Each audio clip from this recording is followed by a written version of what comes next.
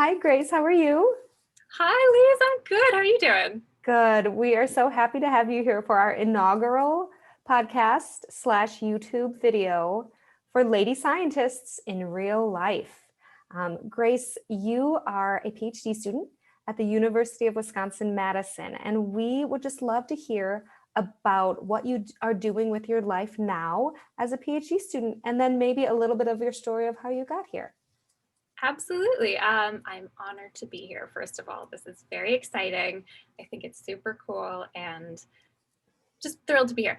So I'm a PhD student. I am studying sociology and demography, specifically as it pertains to health disparities and chronic diseases over time.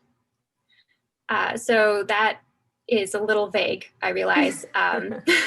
Well, everything needs So, to start out with a description, general, and right. then we get more specific. hmm So I guess a little more specifically, I'm interested in patterns of disease and differences in health at a population level, and how people's lived experiences can or cannot either amplify their health or lead to poorer health over time. No, I feel like that topic has come up a lot in the last few years, especially as we're Mm-hmm. talking about different populations with COVID-19. But you started your research several years ago. And how did you find that area to be the one that you wanted to focus in on? And then I'd love to hear what sorts of research and changes have happened in the last year for you and your research. Yeah, definitely. Great question. So I started, my academic path was a bit higgledy-piggledy. I thought I wanted to be a neurologist. So I had started taking some pre-med classes. And one of the classes I had taken was a medical sociology class. And I found that I was really compelled by this idea that health doesn't just occur at the point of symptomology and diagnosis, that we can start thinking about people's health and healthy lives starting way back Mm. before they get sick. And all the things that can either guide them towards worse health or better health. Um, and I was really interested in that. I wanted to understand that a little bit better. And I was very lucky. I had a really great professor who just was like, you should go do a PhD. And I was like, you told me I should, so I guess I should. And just sort of fell sideways into it. And so then, yeah, I have been particularly interested in the impact of chronic stress over the life.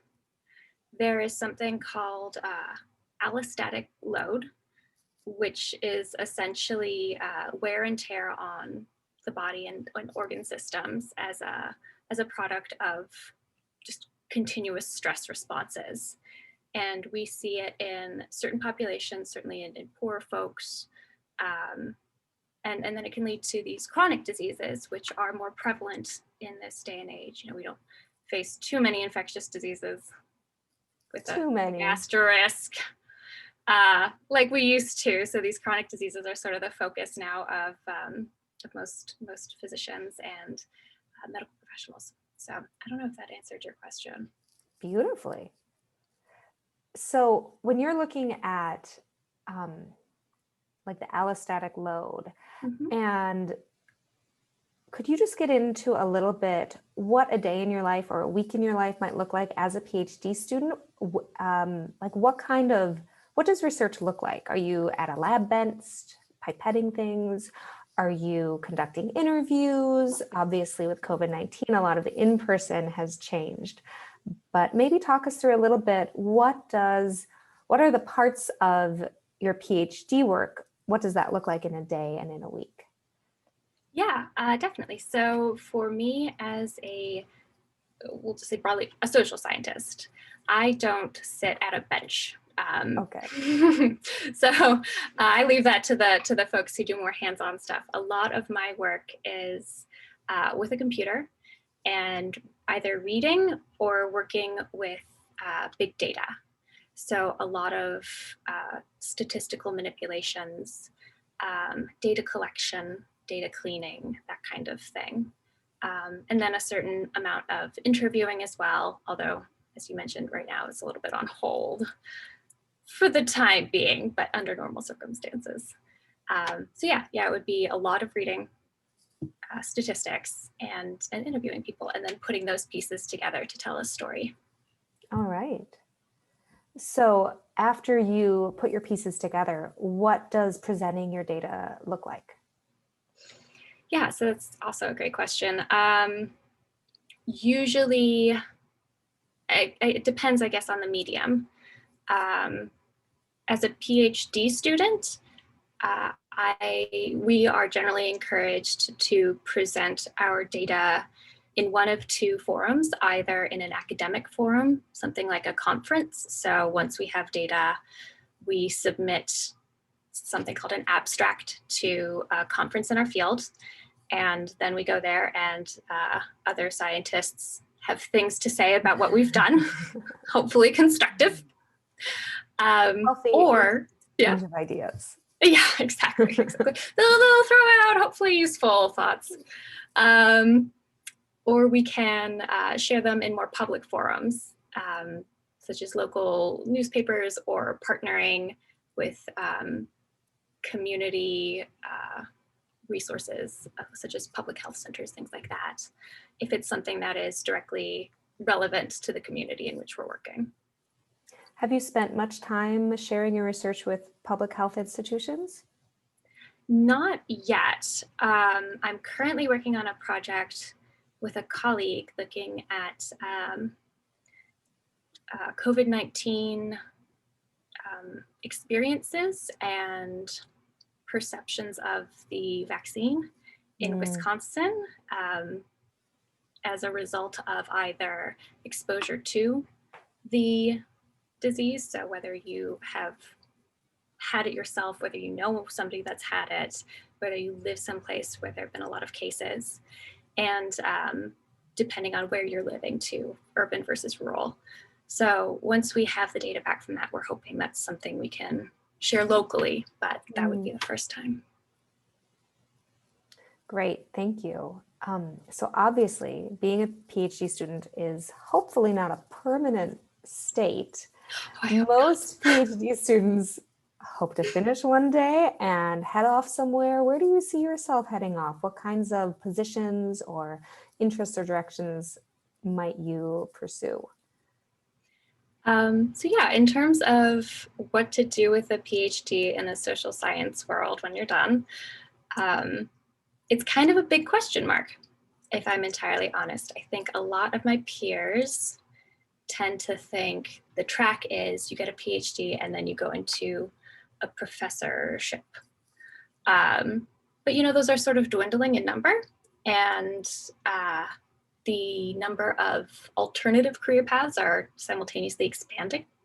So there are different options. And for me, at least, it sort of depends on what's available when I'm done. Personally, I'm not so married to the idea of being in an academic institution that I would take like a lectureship somewhere that I didn't want to live for like some unknown number of years. I would rather make sure that I'm doing high quality research. So whether that's with a university or with a think tank, a nonprofit or a governmental organization, there are sort of spaces that you can cater your research to and you cater your skill set to in each of those, which I think is really useful. So it's not just an academic track. And I'm also very interested in, for my field, there's a growing number of areas that are looking a little bit, as I guess I would say, like under the skin. So instead of just looking at, say, do you have heart failure? Yes or no. They look at, okay, you're 30 years old, and what do the data about, say, your blood pressure your various genes expressions tell us about where you might be heading compared to your companions. So yeah, I guess the short term for that would be epigenetics. Learning a little bit more about that is something that I'm trying to have in my back pocket as well. How cool. Well, it's going to be really exciting to see where you end up heading off in a few years. I hope so. We'll see. It'll be exciting one way or another. Yes. Now, you mentioned that you initially were studying or intending to study neurology when you took your medical sociology class. Is neurology something you were always interested in as a kid, thought about becoming a doctor or studying the brain? So no, not at all. It was a very strange path to that. I was originally a musician, and around the time I was 25, my mom got sick. She developed brain cancer. And so I returned home to be with her, to try to be a helpful caregiver. And while I was there during that process, you can't help but sort of become engaged with the disease that you're around. And so, I became curious. And the more curious I became, just the more interested I became in the way that the brain works for the sake of itself. It's an extraordinary organ, and there's so much that's still unknown. And so it was really exciting and fascinating. And I'd never thought of myself as somebody that could be a scientist. I had assumed that science and math were sort of outside my reach. So it was a little bit of an awakening for me too. And so, yeah, that's sort of how I stumbled down that path. But it wasn't until I was already in my 20s that I sort of ran into that. It's such a hard but inspiring story, I think, to hear about how you came and cared for your mom. And as you helped her, you discovered all these capabilities that maybe you hadn't thought of, seen in yourself yet. Do you think you see, oh, sorry. Oh, no, go ahead. Do you think you see a connection between kind of who you were, your personality and your approach towards life as a musician, and then as, the caretaker for your mom, and now in your PhD work? Do you see some threads that connect through, or do you feel like they're just new and different parts of you that you're opening up and exploring? I think there are definitely threads that connect through. For me, and I know this isn't true again for everybody, but the way I understood certainly science and health as a younger person was as something that was sort of capital S serious. And music was sort of the opposite of that. It was very freeform, creative, joyful. And as I sort of went down this path, I realized that more and more the best scientists, the best physicians tended to be people that were really creative thinkers, that were really joyful thinkers. They weren't rigid people. And certainly there are certain aspects and facets of science where you do need to be very, very strict. But there's more, I think, room for curiosity and just expansive thinking than I had originally realized. And I think that really ties back to why I was drawn to music. That joyful creativity is what's attracting you. Yeah. That's a neat way to kind of be able to envision your life through that pursuit of energy and creativity. If you were going to go back to the younger you, what do you think made science seem so capital S serious? And if you could, speak to that young woman or other young women who kind of feel like, yeah, science is not really for me, what kinds of conversations might you have talking about trying to give them that vision that you have of science now? Yeah, so certainly for myself, part of it was I had some not great teachers, which was a shame. I think a big thing that I would emphasize is that science and math are completely different as pursuits than what you actually experience as a student in particularly middle and high school.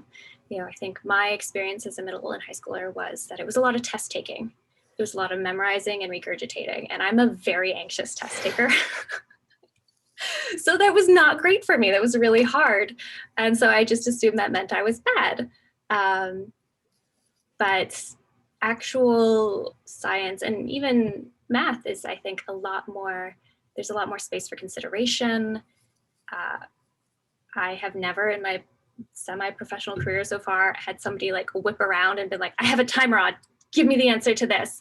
Like there's way more space to just think, and you don't have to, in fact, I think memorization is actually a little bit of an anathema in this regard, because I mean, it's useful to have things to draw upon, but it can also sort of limit your thinking.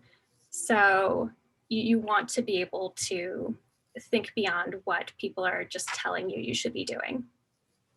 So that would be one thing I would say, is it's not the test taking and memorization that you experience in grade school. That's such a great observation, that the science and math you get as a student are very different from the science and math that professionals are pursuing. Yeah, they really are.